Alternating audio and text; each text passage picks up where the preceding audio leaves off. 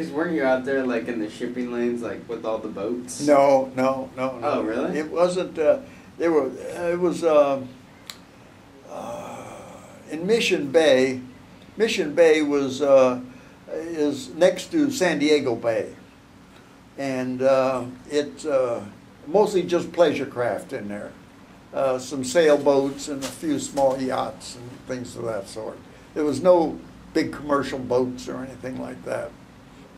No. But you could still drown out there easy enough. I guess it was about, I don't know, 10, 15 feet deep, something like that thing. And it was a current, tidal currents. They were always going in and out. They have about a couple of feet of tide, so something's always moving back and forth. But leave a couple of kids alone and they'll get into mischief every chance they get.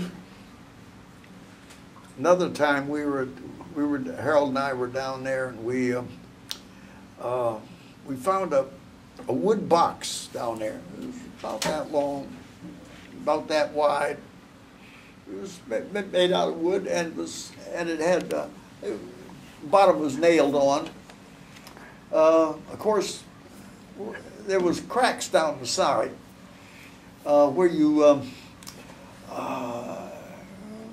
Where the boards met. But this was just a shipping box. So what we did was that at that time, all the streets around there were concrete. What they always used to do, they don't do it now, but about every 40 feet in concrete, because of the expansion and contraction due to the sun and heating up and cooling off, they put a gap in there between each panel. And with each one of those panels, and then in that gap, so the tires wouldn't go clunk, clunk, clunk, clunk like an old railroad car. They filled them up with tar. This were concrete panels? Yeah. Okay. The concrete, and they poured tar in between and it got to be a gap about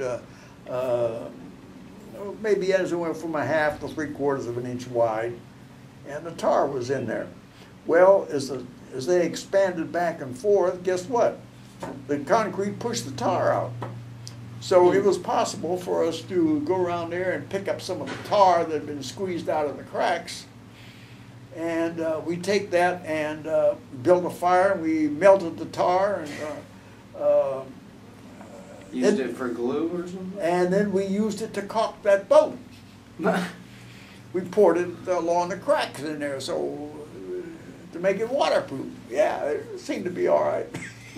Seemed like a good idea at the time. Seemed like a good idea. Crazy.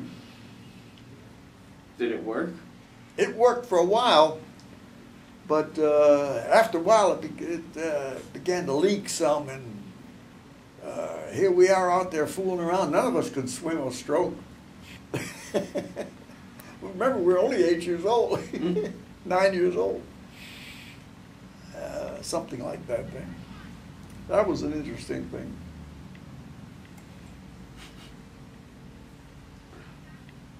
When did you get your the thing with the blow dart things in Burma? Yeah, when? Like, what year? Were you in Burma or Yeah. were you in India? This was in Burma. This was up in. Didn't you get it like from a native tribe or something? Yes. Yeah. Yeah. Tell that story in all full detail. For the video camera. Uh-oh. Hey, this is as bad as a congressional hearing. No, because this is interesting. Yeah, it's fascinating. Tell us. We went at that time. At one time when I first went overseas, I was I went over in a quartermaster truck company, and I was a company clerk. And they sent us up and they were building the Lido Road. which was going to connect with the Burma Road. The Burma Road had been cut off by the Japanese, and so they came up with a brilliant idea. They said, well, let's build a road over from India, and we'll go down and we'll connect with that, and then we can send supplies into China, particularly aviation fuel and ammunition and so forth like that thing, because the Japanese had something like about 200,000 or 300,000 troops in China. And what they wanted to do is keep them there. They didn't want to make the Japanese feel that, heck, we got this area all secured, we could use these troops somewhere else. So we wanted to keep action against the Japanese in China, and that's why they had to resupply Chiang Kai-shek. And that's why they were building the Lido Road. Came from northern Assam, which is actually it butts right up against Tibet, right up against the mountains. Well, after about a year there, no, about 8 months, I got a chance to get out of the damn jungle. It is hell living in the jungle. We were right up pushing the point. I mean, we had sometimes artillery fire night and morning. They knew exactly where we were, and so they'd drop a few shells in there to see what stir things up. The Japanese would. But anyway, that's what. During the monsoon season, all the ground would turn into kind of a mush. It was kind of like oatmeal, about 2 or 3 feet thick. Ooh. You drive a truck through it. Is it like a bog? Sort of. You could drive a truck through it, and it wouldn't even leave tracks. It just moves over and moves back like that thing, and you walk around in that stuff all the time. It's so you can't have any bunks. They did their best to do good by us. They sent us some hammocks. They said, "You got plenty of trees. We'll send you some hammocks." And so we had some hammocks. You can hang them between trees, and you walk around in this deep mud all the time, and you take your feet out of the mud, and you climb in your hammock, and then you get up the next day and put your feet back in the mud. Yeah, but how would you? Because you were in the Army Air Force. No, not then. This was Army quartermaster. Oh, really? Yeah. I didn't know. I thought you were only. Tell about when you worked with the Indian tribes, right? Okay. Anyway, when I got an opportunity, they wanted some people to accrue in air cargo resupply. Supply all these forward units, both not only American but also the Chinese 38th Division. And so I got a chance to go back to India and live in a tent. Woo, man, that's high ground. And so I got to go back there, and then I'd fly in as crew on C-47s. We'd go out and resupply all these forward units. Okay. And one of these things here, we went into a place way up in, practically in the shadow of the Himalayas, a place called Fort Hertz. It was a little British airfield that was being maintained mostly as an emergency landing field for planes flying the hump. If they got into problems, there was absolutely no place to set down for hundreds of miles, and so they maintained this little strip up there. And it was the native troops were up there, and we went up there to resupply them. And that's where I was up there and with these natives. And I got these crossbows Oh, and the darts from these natives up there when we were up there. I remember you said you traded it for a bag of salt. Mm-hmm. That's right. Salt is a very precious thing. Mm-hmm. Not so much for entirely for the taste of it. It's a preservation. Uh-huh. Just like people used to like salt pork.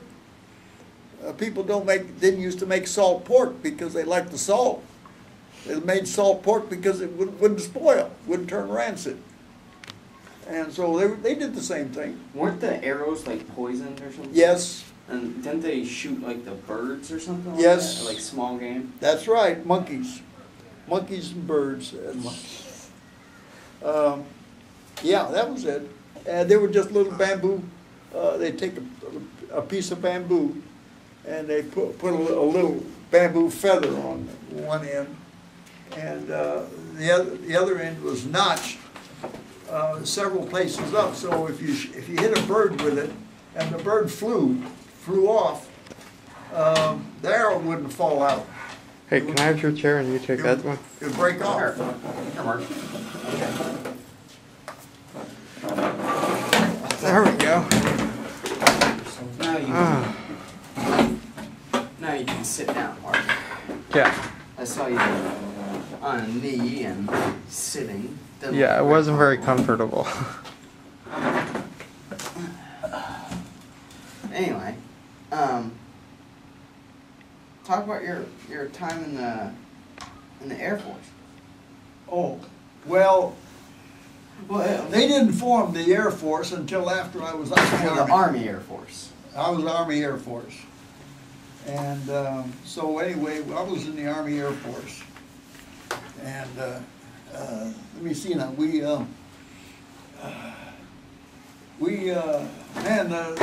one time that I was most scared of all, there was a platoon of Americans that were about, the Japanese had them surrounded and they backed up against the river, and they were just proceeding to annihilate them, and the Americans were running out of ammunition. Is this the Merrill Marauders? Yes, they were barrels Yes. and Marauders. And maybe I told you all about that. Well, just say it again. Say it again. It's being recorded for Oh. history. Yeah. So, And I don't know if Mark's heard it, so. so I think Actually, I don't think know. I have. Austin's I heard think I've heard I it, but told Austin, but I'm not sure if he heard it from you. say it again. All right. So anyway, I had been on a mission way down south of there, about, I don't know, maybe 100 miles south of there. We were coming back about 4 o'clock in the afternoon. And on our way back home, we were about an hour and a half out of our home field. And we got an emergency call into this field called Michinaw. And so we emergency call in there, and then they explained to us that there was this platoon that was cut off, backed up against the river, and they were running out of ammunition, and they needed to be supplied immediately, or they were going to be devastated, wiped out. And so we took on the job. We loaded a lot of ammunition, mostly .45 stuff, because they were using submachine guns. They had submachine guns and What kind of submachines? rifles. Tommy guns. Oh, okay. Yeah. Tommy guns. So they could use that for their 9/11 too. Now, Or 1911, I mean. yeah, but now these were nicely made, because they had one major fault. The recoil was hell. I used to have one. I mean, you fire the thing and it goes, if you shoot it, it goes, pop, pop, pop, pop, pop. If you shoot more than 3 rounds, you're shooting birds. Mm-hmm. And